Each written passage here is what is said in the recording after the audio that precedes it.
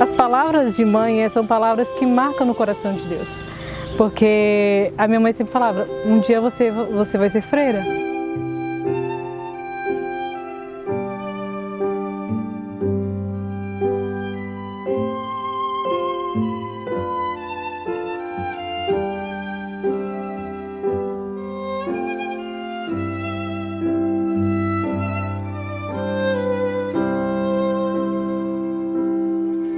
E um menininho, um dia antes, tinha perguntado para a mãe como é que era uma freira.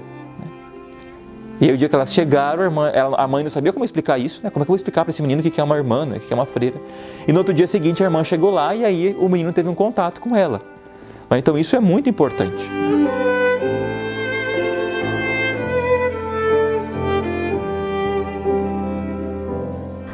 Só de ter o padre recebendo a gente lá, sentado, lá esperando, já foi uma grande alegria pra gente. A ideia de trazer as irmãs para cá primeiramente, foi olhando a realidade social do município. Existe uma deficiência espiritual na evangelização e também na parte social, que é consequência disso. Então, primeiro eu conversei com o bispo, perguntando a ele, explicando toda a realidade social do município, de evangelização, todos os problemas que tinham. E então ele me deu carta branca. Ele falou, não, padre, se o senhor conseguir uma congregação que venha para o município, que venha para a paróquia tenha condições então de acolher essa congregação, então, por mim, está tudo certo. Então, tendo o aval do bispo, eu comecei a procura. Que não foi fácil.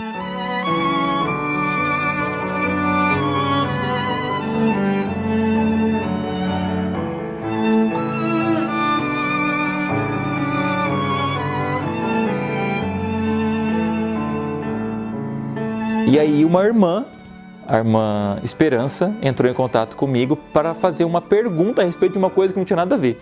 Ela disse assim, padre, aqui, irmã Esperança, Ela falou de onde que ela era, né?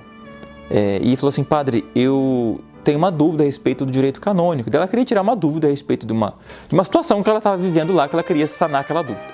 E eu expliquei para ela tudo certinho, como é que funcionava, né? E ela agradeceu. Daí eu falei assim, irmã, será que a senhora não teria umas irmãs para vir para cá? E ela daí ficou bem feliz, assim, não, padre, eu vou falar com a madre e vamos conversar sobre isso. E assim, foi uma questão assim de poucos dias, não deu nem 1 ou 2 dias, a madre já queria falar comigo, a gente já começou a conversar. E a madre já daí queria vir para cá, não, eu vou aí, padre, nós vamos conversar pessoalmente. E aí nós marcamos da madre vir aqui.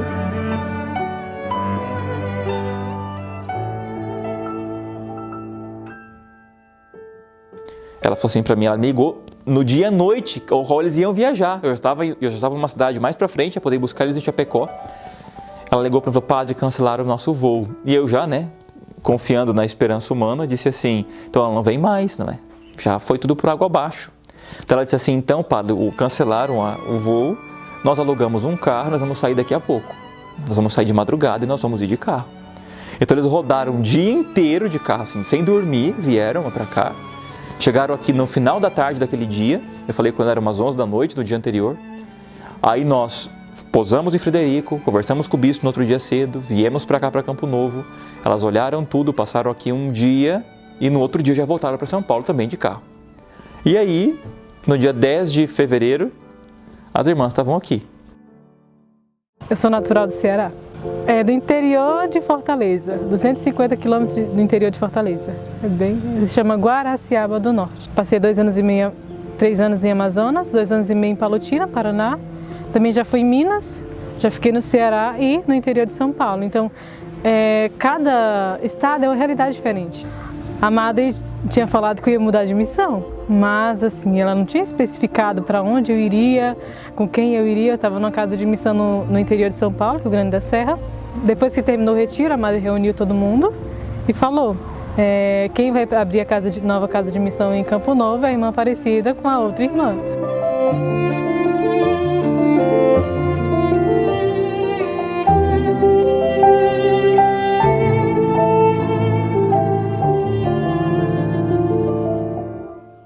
Eu sou do Amazonas, da cidade de Altazes.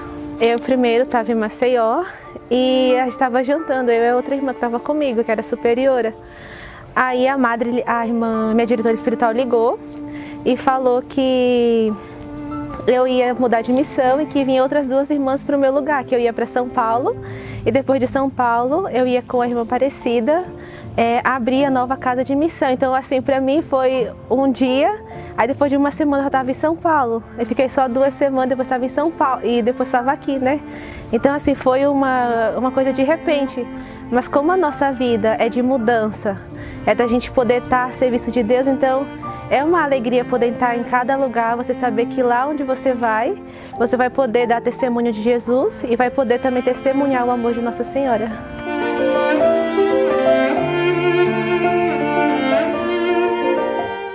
Nós viemos sem contato nenhum, sem telefone, sem nada. Apenas nós embarcamos e desembarcamos em Frederico, mas nessa confiança que Deus sabia onde que nós iríamos morar, com quem nós iríamos conviver.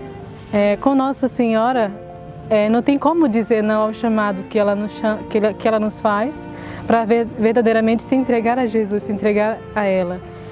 A palavra que define Campo Novo, assim, as pessoas, é a generosidade, porque eles têm o coração muito aberto.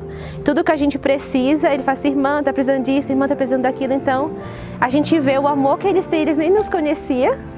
Na verdade, assim, no primeiro dia, aí já de 3 meses que a gente tá aqui, eles já abraçaram a gente com tudo. Parece que a gente tá vivendo 10 anos aqui. Assim, uma outra realidade, né, aqui, é algo diferente. A gente vê que aqui, a diocese em si, ela verdadeiramente é um oásis da graça de Deus, onde eu falo, assim, por experiência própria, em outros estados, em outras dioceses, a gente vê que aqui é amparado pela graça de Deus. Tanto, não só Campo Novo, mas a diocese em si, pela graça do conhecimento pelos pastores, que Deus colocou nesse solo, nessa terra. Então, eu posso dizer assim que, de primeira mão, assim, que a felicidade do nosso coração, realmente aquilo que nós fizemos, que foi a vontade de Deus de vir para cá, não tem arrependimento. As crianças, por exemplo, quando vê a gente, fala assim, olha Maria, olha Jesus. Então, eles estão vendo na gente a presença de Jesus e a presença de Nossa Senhora. Então, para nós, cai como uma responsabilidade, porque nós temos que testemunhar. Nós temos que testemunhar com nossas palavras, nossas ações. São mulheres realmente sacrificadas, você vê um espírito sacrificado em toda a missão que elas fazem, realmente superou as expectativas, né? Mas eu penso que o maior proveito foi para o município. Porque tem pessoas na cidade que nunca tiveram contato com irmãs, que nunca viram isso, que nunca realizaram esse trabalho. Primeiro, na adoração a Jesus, a gente inicia com o Santo Rosário todos os dias. De sábado, de segunda a segunda. Então, a gente acorda geralmente aqui, a gente acorda 3h50 para a gente poder rezar às 4. Então, aquela é a hora mais preciosa do nosso dia. E depois, do Rosário, a gente tem as laudes, a oração litúrgica que a gente reza. E depois começam os trabalhos, né? Tem as catequeses que a gente dá durante a semana aqui. Tendo irmãs aqui que rezam todos os dias o Rosário e fazem adoração ao Santíssimo Sacramento, isso já é para a paróquia um bem tremendo, para o povo já é um bem tremendo. Porque a primeira função delas aqui é rezar.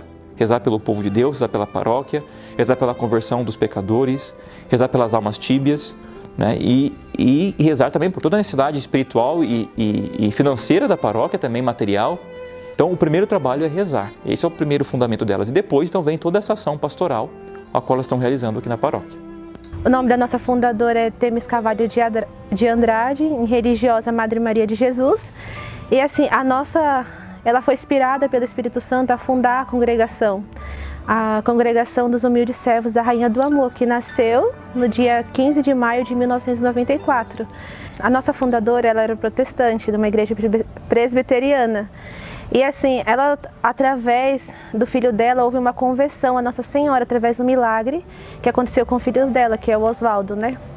Então, assim, foi uma mudança muito radical na vida dela, que ela teve que transformar toda a vida dela, a mente dela, o pensamento, para a Igreja Católica. Então, assim, foi uma coisa repentina, foi uma mudança totalmente, uma conversão de verdade, onde ela abraçou a fé católica, abraçou o amor maternal de Nossa Senhora e a presença eucarística de Jesus. Ela morreu em 2007, já faz 14 anos, e assumiu a Madre Isabel, que é natural da Itália, e já faz 14 anos também que ela está na direção da congregação, né?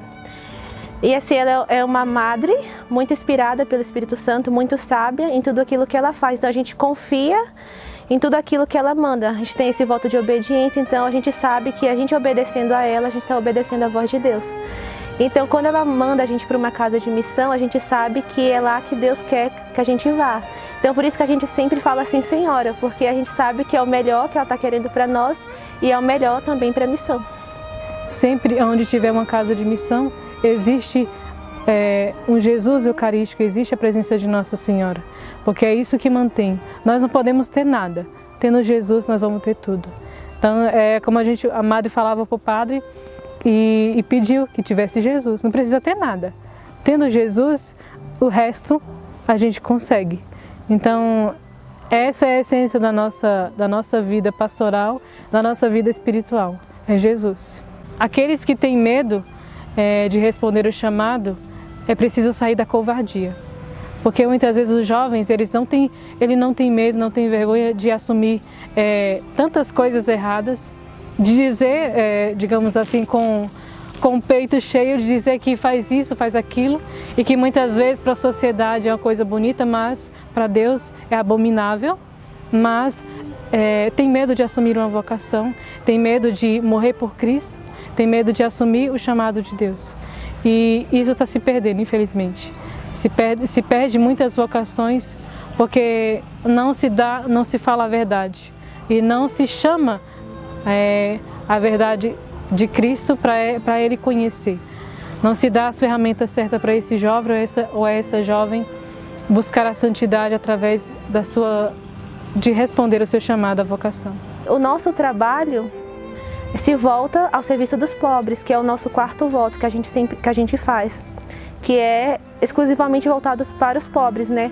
Tem o trabalho com os irmãos de rua, tem o trabalho com as crianças carentes, com as famílias. E a nossa missão é essa, divulgar a presença de Nossa Senhora, levar Nossa Senhora aos corações daqueles que já perderam a fé, que não tem ela como mãe. As irmãs estão na paróquia para ser o rosto feminino, né, da igreja. Eu sempre disse isso. Né? Vocês têm o pai, mas precisa também ter o rosto feminino. E o trabalho delas aqui hoje essencialmente se dá, ou seja, a presença delas estão nas pastorais, todos os movimentos, mas de forma muito especial, elas estão trabalhando agora com o Clubinho Ave Maria, que é uma evangelização para crianças de 4 anos em diante, e tomou uma proporção que a gente não imaginava, e graças a Deus, né, tem aí quase 80 crianças participando todos os sábados. Também as irmãs estão dando catequese, muitos catequistas estão em grupo de risco, então elas assumiram toda a catequese da paróquia, elas estão acompanhando os jovens, né? Tem o terço das mulheres também que as irmãs acompanham. Esse clubinho tem um grupo de uma coordenação que também elas acompanham, porque elas dão formação, né? E estão presentes também nas músicas, e enfim, né? Aonde chamam elas na paróquia, elas estão à disposição.